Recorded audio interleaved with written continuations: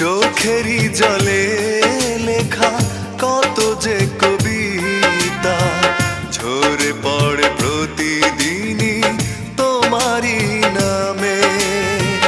চোখেরই জলে লেখা কত যে কবিতা ঝরে পড়ে প্রতিদিনই তোমারই নামে।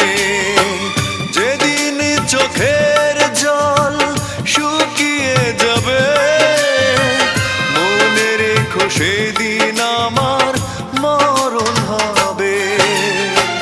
চোখেরই জলে লেখা কত যে কবিতা ঝরে পড়ে প্রতিদিন